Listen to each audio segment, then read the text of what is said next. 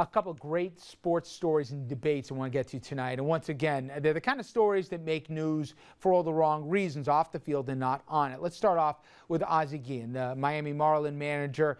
Hey, we all know him, first-time manager from Miami, but he had 8 years in Chicago, and he loved to run his mouth, saying a lot of controversial things, very often with little apologies. But whatever headlines he make were never like this. In a magazine interview with Time, Guillen talked about his love for former Cuban dictator Fidel Castro and how he respects Castro for staying in power as long as he has. And it's not the first time the Venezuelan-born coach has sung the praises of Castro in public. Now, you got to remember, first of all, this is ridiculous under any context, but he says this is the manager in Miami, a stone's throw from Cuba and home to the nation's largest population of Cuban exiles, more than 1 million Cuban exiles, Cuban Americans in that city alone, who liken Castro's brutal, murderous treatment of too many of them to Hitler. Specifically, that's how they connote the man.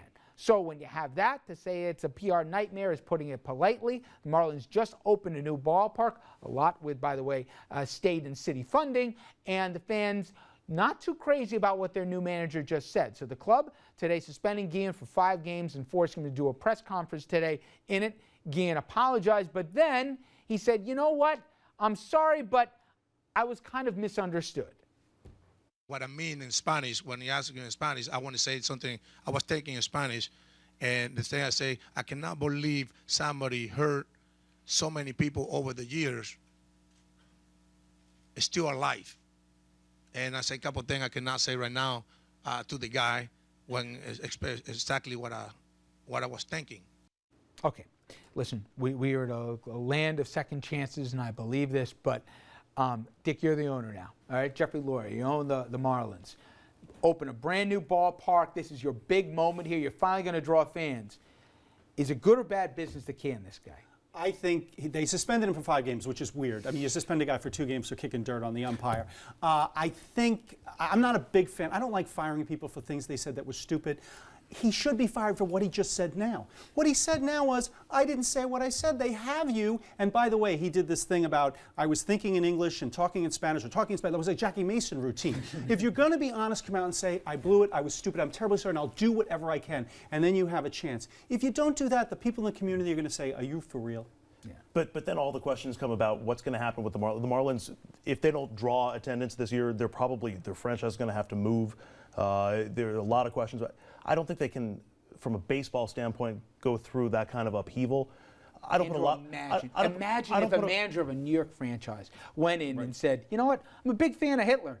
Guy stood around for a while. He went longer than I thought he was. You know what? I love the guy. I've never put that much stock in the geopolitical analysis of baseball managers. So there's that. But yeah, I don't know how he stays. I don't know how he stays. Now, how about this debate, guys? You guys, I know we don't follow Arkansas football too much, but it's a religion, as many know, down in the Southeast. And Arkansas football coach Bobby Petrino mixed this story: adultery, questionable hiring, all on the public dime. Now, Petrino, married, father of 4, very well liked in Arkansas, and it had a lot to do with the fact that he went 21-5 here in his recent time there in the last couple of years. Was in a motorcycle accident last week. Nothing wrong with that. You feel bad for the guy. He was banged up a little bit. You see with the neck brace there and the bruise in the face. Rocket scientists didn't put a helmet on. But the 51-year-old expected to recover. But it's who he was with when he crashed and the story he told that make this a story. A 25-year-old, thank you, employee of the football program, who Petrino has now admitted was having an affair with. By the way, he just hired the young lady a couple months prior to the accident, raising major questions about not just why she was hired, about how honest he was, plus there's questions about whether Petrino improperly used his state police bodyguards to help protect his relationship with his mistress. But get this. Students and also local folk down there held a rally. I heard as many as 17,000 showed up supporting Petrino, though on the Arkansas Sports Talk Radio, fans reportedly very split here, evenly divided whether or not the guy ought to be canned, suspended, punished, allowed to continue coaching as if nothing happened. As of now, he's on paid leave here, but there's a clause in his contract, a morals clause, and in fact, they could fire him right now. But the problem is, this guy's winning. Now, Dick, again, people do what they want in their private lives here, but at the end of the day, he lied about what happened. The college went out in public and said, hey, he was by himself because he gave him misinformation. a professor would be looking for new work right now. Right. Football coach, though, should it be different? Well, I'll tell you right now. Once again, I have this thing where I don't necessarily think you should be fired for what you said. If it was just the thing with the girl, people make mistakes and people lie about sex. We all know that from our political history in this country. Sports, no. Define those. Yeah. Right.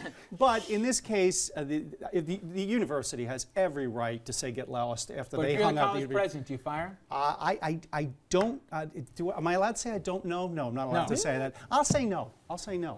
I keep thinking somewhere in New Jersey, Jim McGreevey is going, you got to fire him. You got to fire the guy. You got to, because that's basically what happened to him. Granted, it's a governor versus a football coach, but you can't go putting your mistress on the school's payroll on taxpayers' dime and expect to get away with it. The interesting debate also is, what does a football coach's what's the expectation of them? Because especially in certain parts of this country, I mean, they're a step either above or below the governor here, and they're the ones preaching discipline and punishing players for stepping out of line, etc.